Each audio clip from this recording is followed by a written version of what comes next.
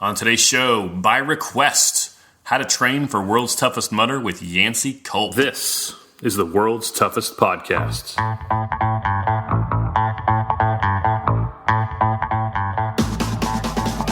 Welcome to the World's Toughest Podcast, where we talk about any obstacle course race you'd like, as long as that's World's Toughest Mudder. Each week we talk to members of the WTM community and share stories of success and failure in the single greatest event in OCR. My name is Will Hicks, and this is the World's Toughest Podcast. On today's show, we talk to Yancy Culp. Yancy is a well-known trainer in the obstacle racing community and has plenty of wisdom to share. In fact, there's so much that we talked about.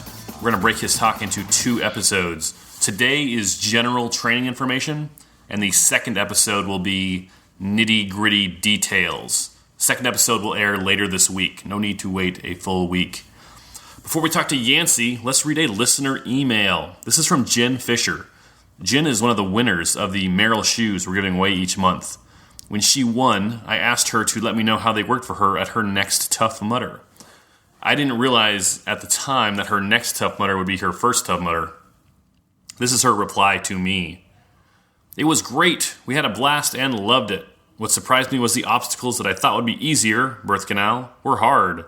And the ones I thought would be hard, funky monkey, were easy. And we did Arctic Enema with a Legionnaire and went right in with no hesitation. He thought we were badass and ran with us and did the other obstacles with us throughout the rest of the race, which was very cool. I absolutely loved Block Nest and wished it was bigger. It was so much fun. We were in the 8:30 a.m. wave and caught up to people that were in the first wave. We finished in about 3 hours, not bad for our first time. About halfway through, my knee started hurting, IT band issues, and the last mile was killer. So it was a mix of walking fast and running, but it was so much fun that the other week we got Tough Mudder tattoos and submitted to get a free race. We submitted for New Jersey in October. Now we are just waiting approval from Tough Mudder headquarters. Hang on. She's run one race, and she just went and got a Tough Mudder tattoo. So next up, we are doing Spartan Super and Spartan Sprint in Palmerton. Then in August, Rugged Maniac and Warrior Dash, then Hardcore Mud Run at the end of October. I just keep finding more OCRs for us to enter. I keep telling my personal trainer all these OCRs and 5Ks we are entering, and he probably thinks we are nuts. But I love the shoes. They were super comfy compared to my other Merrills, and when these wear out, I'll definitely be buying another pair. We did a local mud run held by the YMCA last Friday, and the trail we were running on was extremely rocky, and I was glad to have the extra protection under my feet. My husband complained about how the rocks were hurting his feet, but not me. Thank you again. Love the podcast. It keeps me entertained while running, and the shoes rock. Thanks for the email, Jen, and congratulations on winning the shoes. And congratulations on your new Tough Mudder tattoo. I've run 18 or 20 Tough Mudders, and I have 0 Tough Mudder tattoos, so you're winning. We are giving away, just a reminder, we're giving away a free pair of Merrill Agility Peak Flex trail running shoes each month, this month, and every month, leading up to World's Toughest Mudder. If you'd like to be eligible to win the shoes this month, here's all you have to do. Send me an email at worldstoughestpodcast@gmail.com with subscribe in the subject line. In the body of the email, write 3 things. Write your name, your email address, and your phone number. This will put you on our list and make you eligible for the shoes. I've talked about the shoes before, but they are great. Merrill Agility Peak Flex. I got mine off Amazon. You can probably get yours in shoe stores also. Email me here at willhicks@gmail.com or catch me on Twitter at @thewillhicks. If you'd like to help out the show, you can leave a review on iTunes. Just search iTunes for Tough Mudder. I would appreciate it. Last thing, before we talk to Yancy, I got a note from Ian K. He's a listener from the UK, and we talk from time to time. He's the guy who told me about the TV show that Sky Sports is doing about Europe's Toughest Mudder, a few episodes ago. He sent along some more information from Mudstacle. If you're in the UK or Europe, you probably already know about Mudstacle. They cover all of the OCR events in Europe. You should check them out at mudstacle.com. Anyway, they announced the air dates for the show, and it starts tonight, July 18th at 7 p.m. on Sky Sports Mix. It's a 6-episode series showing them training and getting ready for Europe's Toughest Mudder. It looks like the actual Europe's Toughest Mudder footage will air on August 22nd. When I hear about it airing in the U.S. or online, I will let you know. If you know where I could see it in the U.S., shoot me an email at willhicks@gmail.com. It's time to talk to Yancy Culp. Let's go to the phones. Yancy Culp, how are you? What's up, buddy? Hey, man, if you're good to go, we'll jump right in. Rock and roll. Let's drive fast and take chances. Yancy, tell me about your first World's Toughest Mudder. My first World's Toughest Mudder. Frickin' 2014, dude. That's the one and only. Gosh, what a freaking epic experience. This will give everybody a phenomenal visual. We're on top of one of the big climbs. You climb up the backside.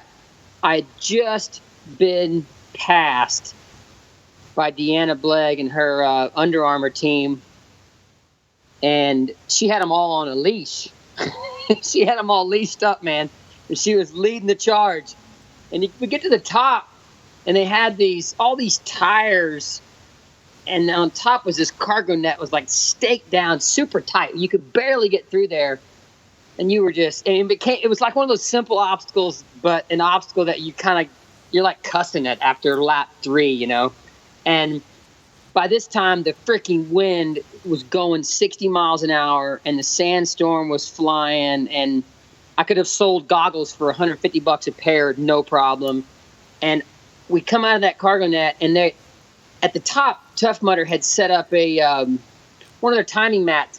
And I remember I'm coming through, and I'm walking up to the timing mat, and I just see it get ripped right off the side of the mountain by the wind, and it's gone. It's disappeared off the side of the mountain.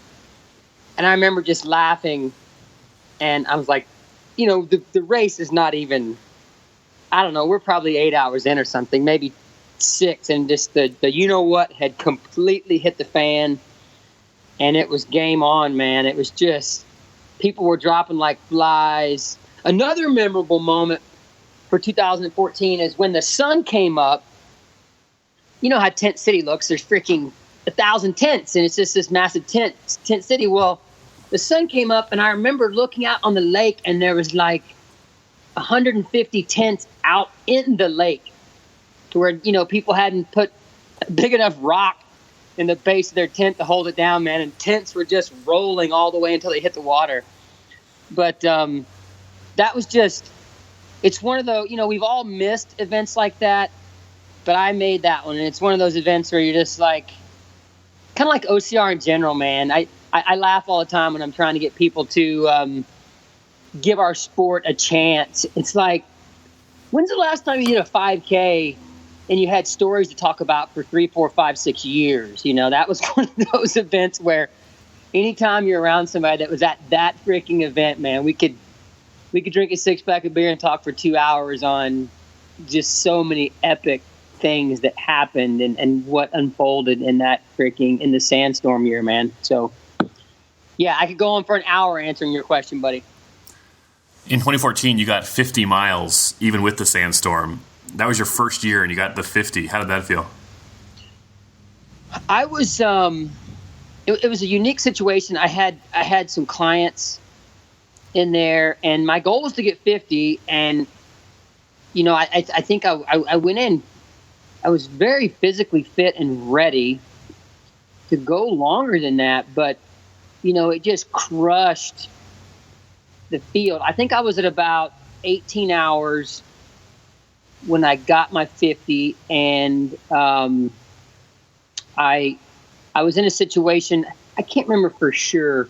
I know I had time left, and it put me in a situation where I could kind of turn into a little bit of a coach mode and help some clients.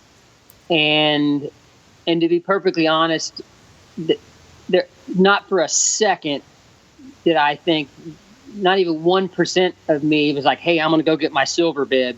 I'm going to go attack and get 75. I was like, that is freaking out of the equation, dude. So, I was able to do a little bit of crewing, helping Team Wolfpack. I was training Miguel. I've been training Miguel for a while, and just good friends with everybody that was on that team. And was able to try to help strategize for them some. And I was just, I knew I wasn't going to get 75, so I was done, man. But it's crazy, you know, like if you compare it to last year where so many people got their brown bib, it's just the weather just plays such a big role, man. And I'll be honest, I'm very proud of that brown bib from 2014. It was a freaking supper fest, man. You also got a brown bib in 2015. Does the 2014 one mean more to you? Yeah, for sure. Yeah, it really does. It's just tougher. I mean, the conditions were just tougher. The course itself, very similar, I would say, as far if you take out weather. It was still pretty dang cold 2015. I remember us going out there, and I was on a lap with Corinna and Claude, and we were out there together, and we let's go out on another lap, and we didn't wetsuit up, and we were looking at each other like, this is freaking this was a mistake. Yeah, that 2014 was definitely tougher for me physically and mentally than 15. I think part of it's just, you're a veteran and you kind of know what to expect, but I don't think anybody that was at 14 would argue that's one. I know some of the New Jersey ones. I never had the opportunity to do a New Jersey. I know there's some crazy, awesome stories for some of those. I think 2014 rates up there with, one of, if not the most epic. But I really can't speak for too much for the New Jersey ones because I had clients there, but I wasn't there myself. In 2015, when you ran 50 miles, you did it at age 42. A lot of the people we see at these races are young in their 20s, but there are a lot of people also in their 30s, 40s, and 50s, and older. What are your thoughts on OCR for the non-spring chickens among us? Yeah, so I was 43 in 2015. Physically, there's no way my body it can hold up like it used to, but mentally, I love my 72-hour death race, my world's toughest mudders, my Joe Decker the Suck events, and Ultra Beast, and all the long, fun grinds, man. When Amelia talks about that kind of stuff, I get it. I love that. I love it mentally now. I get excited about, my upcoming 8-hour toughest in Chicago. I think I enjoy the Sufferfest more than I would have when I was, running track in college or in my, elite, when I could have actually been a legitimate elite athlete, possibly in the sport.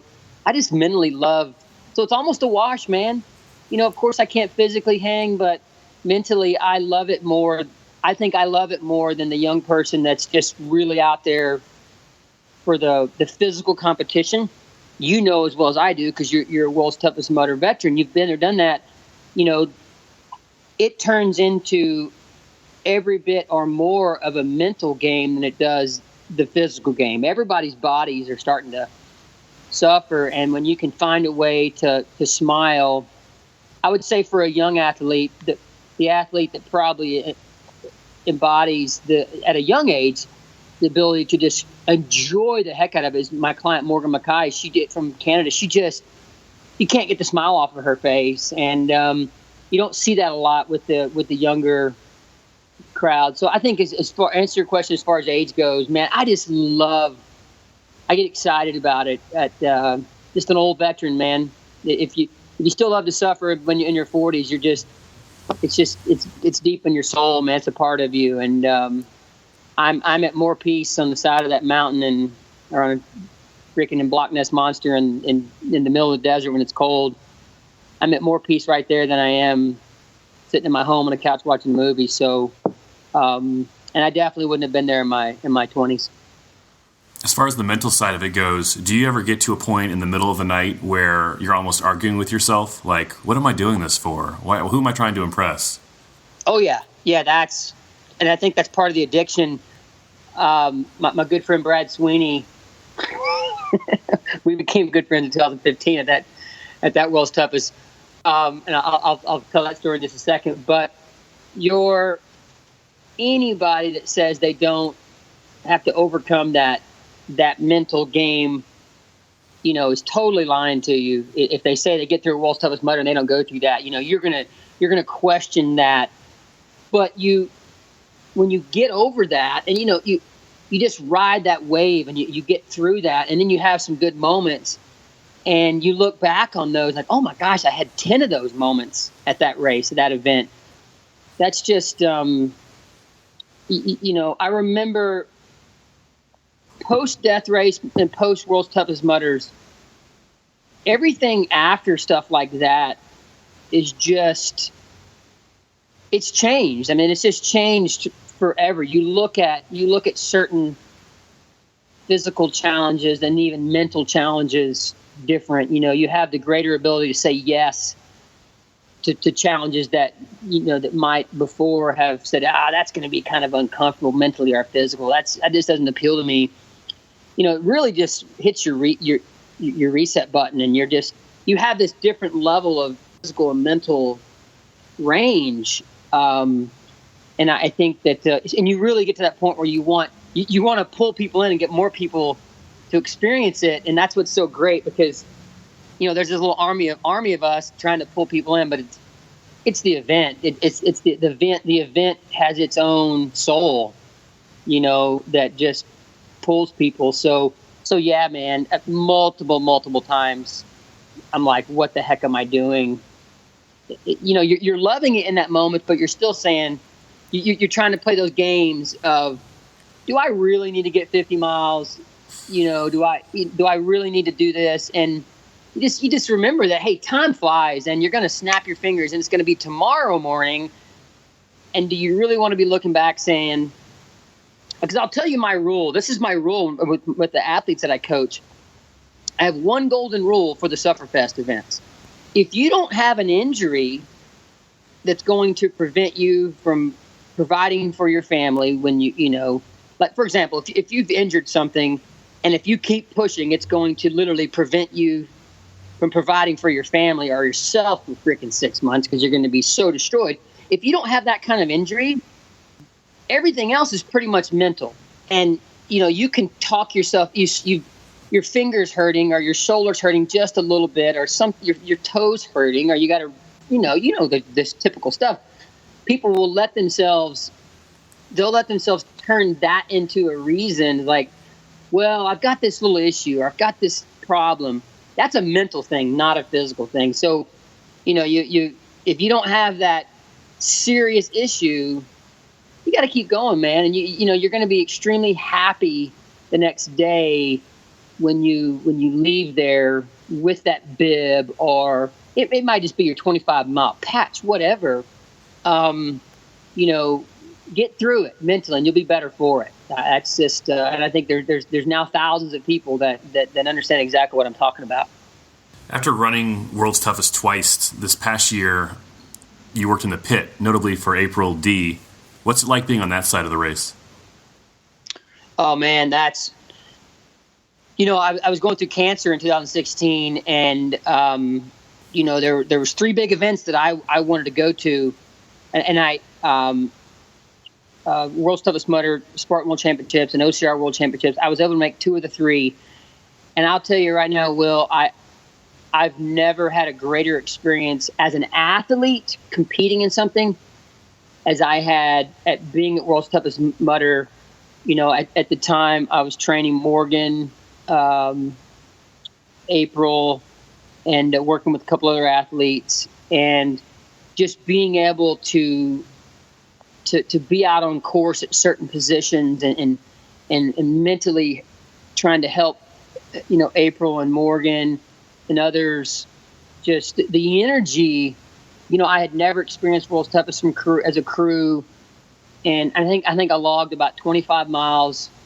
I think my GPS was like 23 miles, just running back and forth, doing spot checks all over the place. And it was amazing, man. That was, to be perfectly honest with you, that's, this year I'll have April and Morgan and Allison Tai and Adrian Alvord and Casey Northrup and Mark Jones and Miguel Medina and some others. And to be honest, I'm 100% committed, I believe, crewing versus competing. I'm going to get my toughest mudder in Chicago to kind of fill my void, at least to get to turn myself inside out. But, there's no way I could be there competing knowing that I've got a bunch of top level athletes out there that just being able to connect with them once or twice a lap, and I know what they're going through mentally and physically. And that's why I sign up for, half the reason I signed up for these races over the past 6-7 years is just so I really can understand what my clients are going through. And it helps you talk to them and communicate to them. But yeah, man, that was, CBS kind of captured a lot of our moments with April as we were, there were so many moments, but they zoned in on that because it was such a unique experience. April goes in to win. She's the type of athlete that has enough physical ability she shouldn't go in with any other expectation than to win. It's just the way it is. And those top 5-6 athletes, that's what they're going in to do, is to win. So we weren't expecting, Stephanie kind of came out of nowhere and we had this call. It was a unique situation. And April's such a mentally strong athlete that she's willing to just turn herself inside out to go for it. So we made the decision as athlete and coach Stephanie blew out of the gate and developed a huge lead. And we were sticking to our game. And then at a certain point in the race, you realize, okay, she's got this lead. What do we need to do to really make it a go? And we're like, okay, that's our game plan. Let's do that. Instead of, running the risk of blowing ourselves up, we're going to go. And in a matter of about 3 laps, and I may be a little off, 3 to 4 laps, basically, I'm going to say 3, we closed it down to like 24 minutes from 2 hours. But that obviously put April, she was during those 3 laps approximately, we went at a level that was above and beyond what we would have normally wanted to go at a 24-hour event. And she definitely paid the price. And huge credit to Stephanie. She was able to see what was going on and able to, then that next lap, she matched us. And when she threw that lap down and matched us, I think literally it was like 3 minutes difference between Stephanie and April's time on a lap. It was like, then we're coming up to real close to the end. That was the lap. It's like, okay, it was the writing on the wall. She matched us and she's not feeling good, but she's obviously not bonking out. So it was kind of a little deflating for obvious reasons. And physically, April had turned us up inside out. She had to do something we weren't planning. And her last lap was, it turned into the snail's pace with the body completely wrecked and shutting down. So, yeah, that was she gave it everything she had, man. And Morgan had a great race. Was able to really run her game and slip up on the podium, which was just a huge ecstatic moment for her and me as well. But anyway, I think CBS did a great job, man. They were just the Austin and the Trevor story that they covered was just that. I was on the edge of my freaking seat, man, watching that. They did a great job. April had a strong performance in LA this year. I at Toughest Mudder LA. She passed me several times. Are you training her for World's Toughest this year? Yeah, absolutely. That's her main A race, and she'll be at Chicago, and so that'll give her two Toughest Mudders kind of in prep, and then World's Toughest will be her. She has some other races, but that's her main A race for obvious reasons. So yeah, man, she'll be there. Chicago's a grinder. Chicago's going to be a good race. It's going to have a big field, but it's also going to have a real strong field too. I'm looking forward to seeing what happens in Chicago. Yeah, that's that's our final one leading into World's Toughest. I'm excited that I get to race that one. It's kind of unique, man. In a matter of in short time, Tough Mudder has thrown us the full bookends and everything in between, I'm just so pumped for what Tough Mudder has done with all the competitive options. I did Tougher here in Texas, which was such a blast, man. Tackling a course that's designed so often to have almost forcing you in the past to get support on certain obstacles, going into Tougher Mudder, knowing that, crap, man, I've got to tackle certain obstacles. There's a darn good chance I'm going to be by myself. That really ramped up the whole mental and physical aspect of the Tough Mudders that I've done in the past, now competing at that. So that was a really cool thing. I enjoyed the heck out of that in Texas. So, yeah, man, knowing that you're doing TMX, Tougher Mudder, and then the 8-hour Supperfest, and then you have the 24-hour option is just it's freaking awesome, man. Over your 3 years at World's Toughest, what's your best memory? I was sitting, I'm going to go with 2016. Of course, the sandstorm was amazing, but I think a memory that completely wraps up what Tough Mudder and our sport has provided so many. I shared my cancer journey on social media last year, and it was, I had chemo on Tuesday, headed out to Tough Mudder on Friday, and got there, and so obviously my body was a little wrecked, and I really it was the greatest place for me to be around people that I love, and just they serve me, I serve them. It's just that's what Tough Mudder does. And I was running around like a wild man trying to see my athletes and friends as much as I could, and I had just seen a couple athletes leave Funky Monkey, and I walked down and sat on the edge of a little rock ledge as people were walking up, because it was literally a walk. It's a pretty steep hill coming up to Funky Monkey, and I'm sitting there, and I'm exhausted. My head is down. I'm just spent, right? It's probably 12 hours in, middle of the night, and somebody, I don't know who, I tried to find out post-race, but somebody comes up. They notice it's me. I think, I'm not 100% sure. I would still like to find out, but they come up and put they grab my arm, take off their St. Baldrick green bracelet and put it around my wrist, and just like give me a fist bump and walk on. And I was just in shock, man. I was in tears immediately. Didn't have the wherewithal to just, oh my God, who just did that? And it was the most, I mean, there'll be people that listen to this that have gone through cancer and had family members that dealt with cancer, and it's a freaking roller coaster ride. And I was right in the middle of a chemo session, but I was with my people out there at Tough Mudder, and it pulled me out. You have chemo and you have this real shitty week, man. It's a crappy week, but you would plan things on that week to pull you out. Well, here I had the greatest thing ever planned to pull me out of this shitty week, and it was my being around Tough Mudder family, and it brings me to tears right now thinking about it. Freaking this girl grabs my arm and puts this bracelet on my wrist, and dude, I'll never forget that moment. Ever forget that moment. So, yeah, man, of all the moments, that was probably the most magical moment for me. You're the owner of Yancy Camp, a company that focuses on OCR-specific fitness training. I want to talk about Yancy Camp in a minute, but when you have clients that are looking to train for World's Toughest Mudder, what's the first thing you tell them?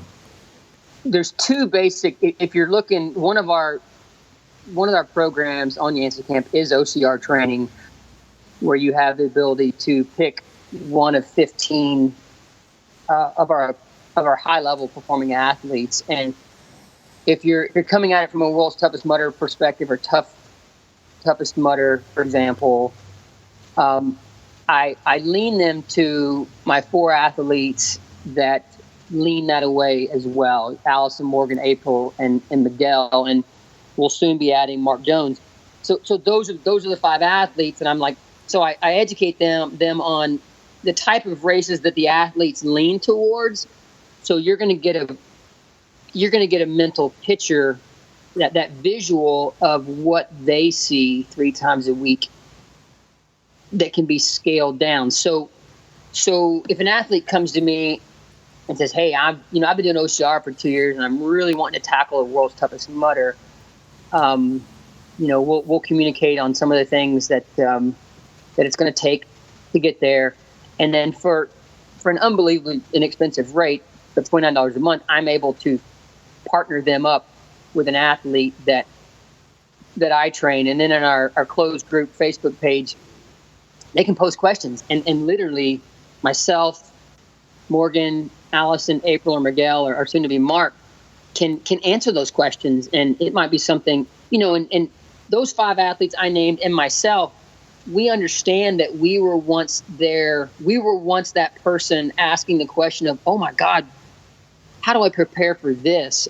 And it seems like a real simple thing for us now, but never losing sight of, yeah, man, that's very legitimate. And that this type of race is like a nail biting. You're 4 months out and you're biting your fingernails and you're thinking about it 16 times a day. That's extremely normal. So we can provide a level of stress relief and reassurance and just kind of help them walk through that path and, slowly working up to some 3 and 4 hour, 5 hour workouts, and how to do those type of workouts without, putting yourself in an injury situation, how to work up to that type of stuff without beating your body up, and creating bricks where half of the time is on a bike versus it all being on your feet, are, just bouncing back and forth for some things to where you're slowly getting your body ready and being able to tackle 200, 300 plus obstacles where you don't have complete body breakdown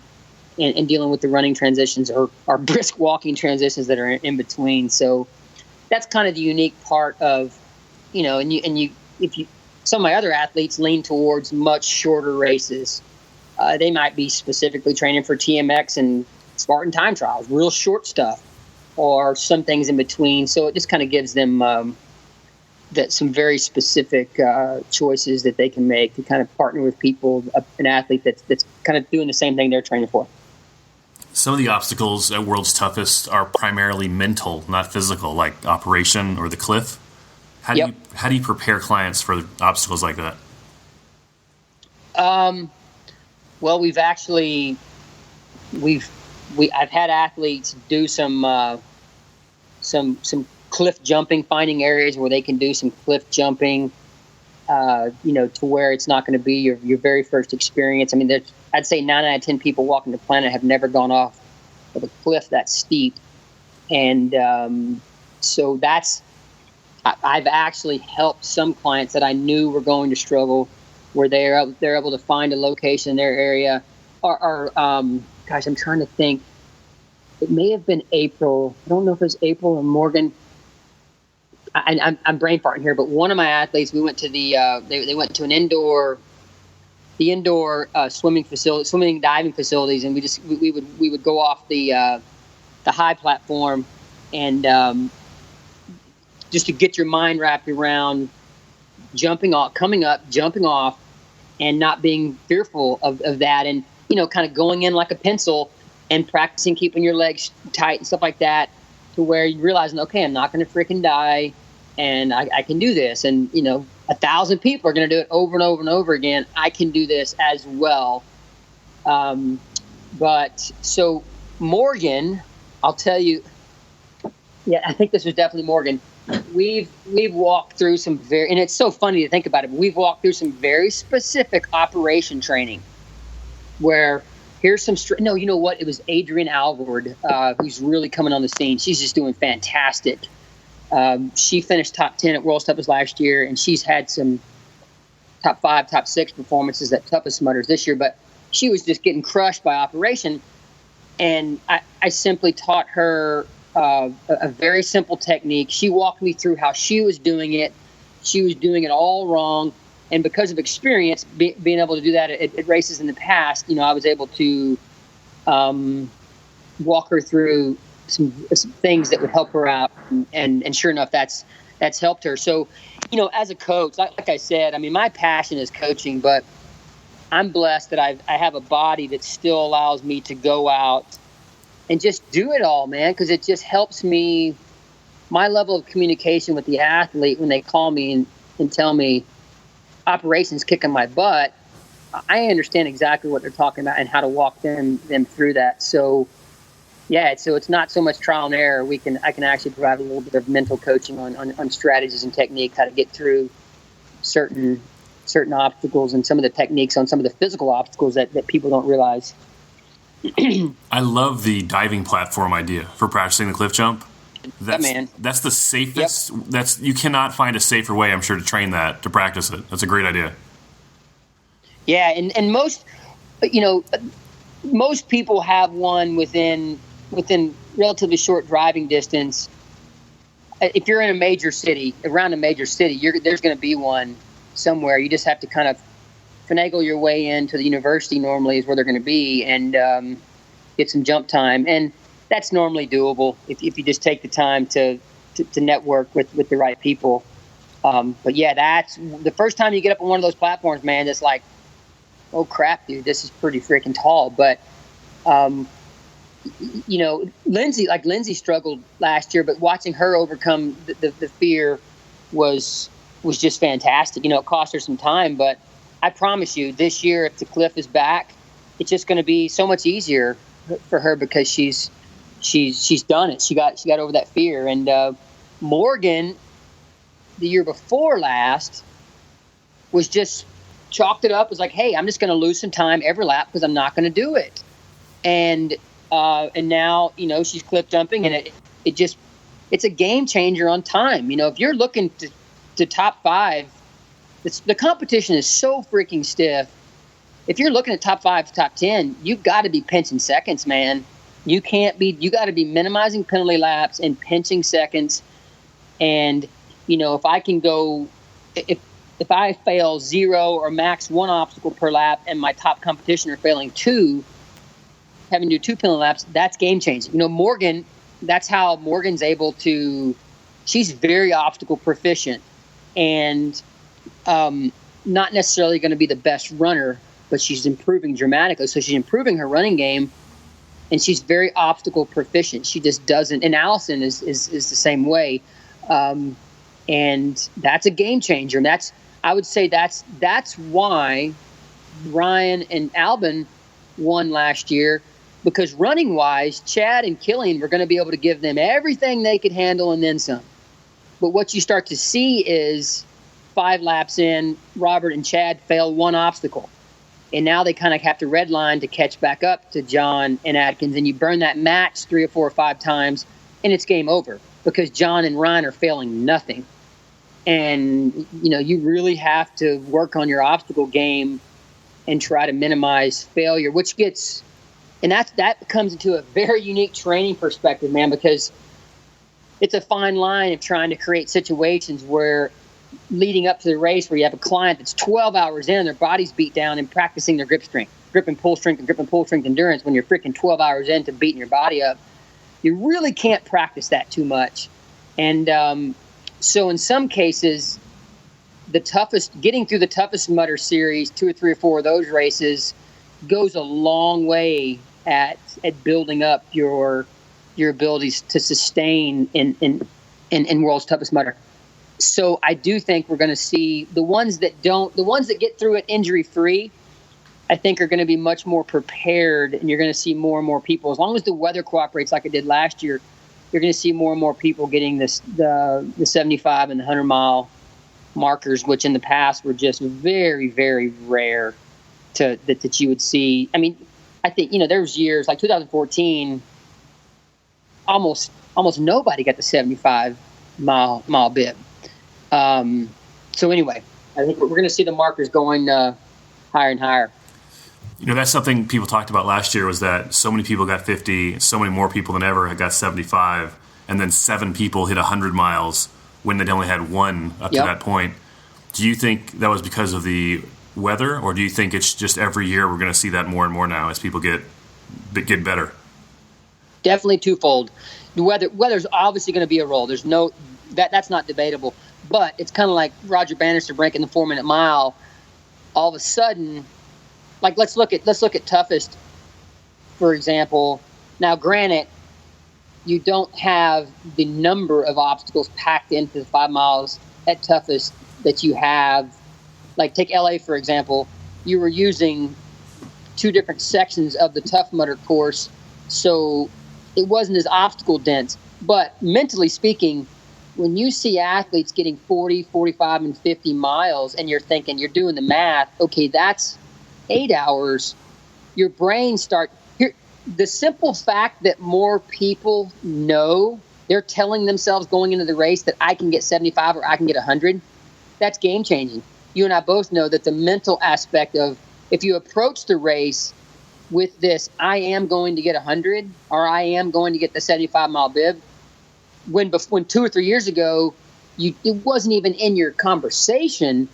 So I think Toughest Mudder is playing a role at getting people realizing that they can do it. So weather plays a role, that Roger Bannister factor of, hey, now people have done it, so I can do it too. And the preparation that Tough Mudder has kind of created with these Toughest Mudder challenges. The only risk you run there is, you can beat your body up and just have too many big performances. So you take somebody like Atkins, it's a fine line you walk when now he's dealing with 5 big NBC races with Spartan, 5 big CBS races with Tough Mudder. That's 10 big-time A races. And Atkins can probably get away with not technically preparing for those like an A race and get away with it because he's such a phenomenal athlete. But it's still, you have to work that balancing act of what's too much going into the world's toughest mudder, what's too many big efforts. But I think for most people, having a few toughest mudders under their belt is going to, it's impossible to nail it down for sure, but man, I think it's going to be worth 5 to 10 miles added on to a lot of people if we have the same conditions as we had last year, where the weather's not a huge factor. Do you think Atkins can handle those 11 big races like you talked about? He showed his first sign of, he tackled that huge epic run, but it was amazing how fast he snapped back from that. I think so much of his life, I love the guy. I get to work with him so much because we're on the Human to the Power of N / Beat Elite team together. And his life revolves around fitness and adventure.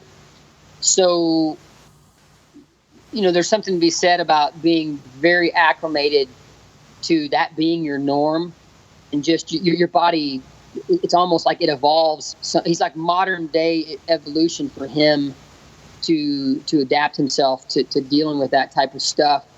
And I know him well. He's better prepared mentally going into those races. He doesn't, of course it's a stressful situation and stuff when you go into a big race, but he's at a very peaceful place compared to most people. And he's just, kind of like Hunter and a few other athletes out there.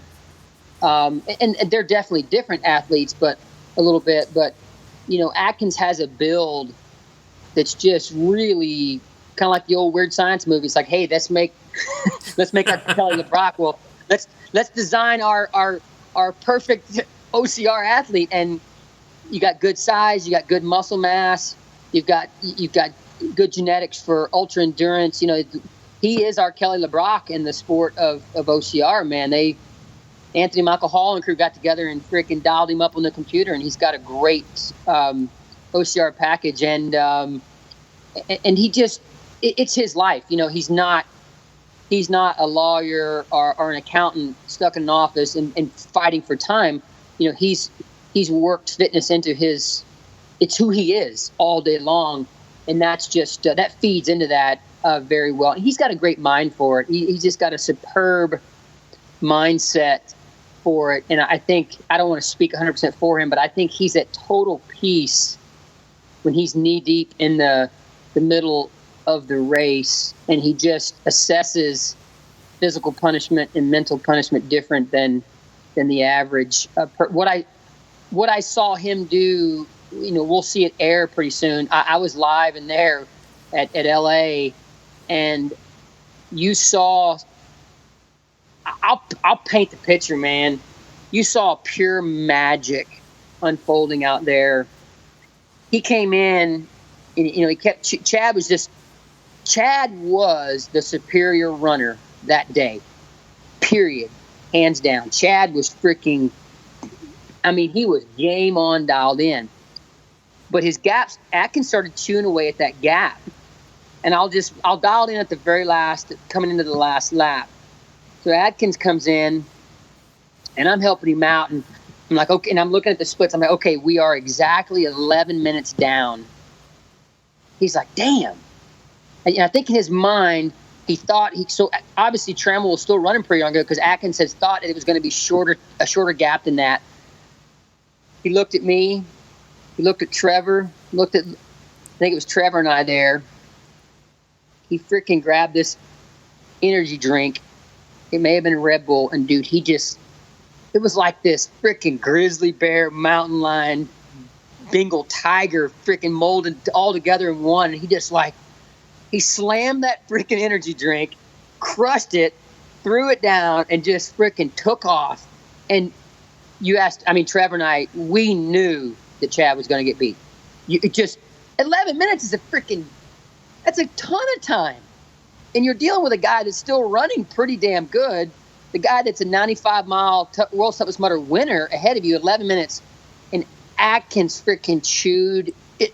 Man, that was way more mental than it was physical because you got to wrap your mind around, holy shit, man, there's one lap left. And I'm still 11 minutes down to a guy that's as equal or better than me at just pure running. And he chewed it up. And, you just kind of felt it. We knew it was going to happen before it happened. Everybody kind of around the festival area. So that was a magical moment. I really hope CBS catches that because it was heartbreaking for Chad. But it'll make for freaking darn good TV, man. The CBS camera guy came over. He's like, what just happened? And I freaking laid it out, man. I was like, here's what happened. And he is 11 minutes down, and he just hammered that energy drink, and he hauled ass. And it's game freaking on, man. And we're getting ready to see something happen. And he passed Chad and I think he literally punched the accelerator, which took the life right out of Chad. But two great toughest Mudder and World's Toughest Mudder athletes right there. And they threw down hard. And Glenn threw down hard that day. Glenn's one of my athletes. And Glenn got third that day. And he was actually running with Chad for a good while ahead of Atkins. And Glenn had one bad lap and dropped back to third. But it was so cool to see the very first Toughest Mudder unfold in such a great way. I can't wait to watch that one on TV. At World's Toughest Mudder this year, they moved the bonus prize from the team category into the individual categories for the men and the women. So there's $50,000 for the winning man if he reaches 110 miles. And there's a good chance that all 7 men who have reached 100 miles in the past are going to compete against each other in the solo category. I cannot wait to watch that. Yeah, that's going to be amazing. I know there's still a lot of buzz going around within the ranks of, are we going team or are we going individual? And I don't know. You might know. I don't know the exact Tough Mudder rules on when they have to be 100% declared if they're running individual or team. But I've been, because I have some athletes that are involved in it. I know there's some unique behind the scenes buzzing and conversation going on about what are we going to do. A part of me hates to see the competition get split up at all, but I also love that there's a team aspect and the individual. It darn sure didn't hurt the magnitude of the race last year, because for a while the team competition was tight and very entertaining, and obviously, my gosh, with Trevor and Austin, that was just off the charts interesting. So I'm having a brain fart here on the exact specifics, the layout of the team competition this year. You know what? There's 2 different team categories this year. There's one team category that's just like last year, exactly like last year. There's a second team category that is going to be like the national teams. And so like the team from Germany, Getting Tough, they can come and they can all wear their they'll have German bibs. And the Australians can make a team, and the Canadians can make a team if they want. And those ones are going to have some kind of relay aspect to it. They haven't released all the rules for it yet. So, okay, yeah, I knew there was some kind of relay option. So yeah, this is going to be the best year to watch, I think, TV-wise also. I hope a lot of the international teams do make it over. I've got some athletes in South Africa, in the UK, and Sweden and Australia that I know are hoping to make it over. But yeah, man, it's going to be. I think I'll regret it. There's 1% of me that will regret it, but there's no way I could go in any other mode but coach mode this year, because it's just going to be, the energy level is going to be. I'm going to be geeked up beyond repair probably the whole time. But anyway, man, good stuff, dude. Good stuff. Special thanks to Yancy Culp for appearing in this episode. Well done, Yancy. Part 2 of our talk will air later this week. Don't forget, this weekend, July 22nd, is Toughest Mudder LA on CBS. Set your TiVo/DVR. Thanks a lot, you guys.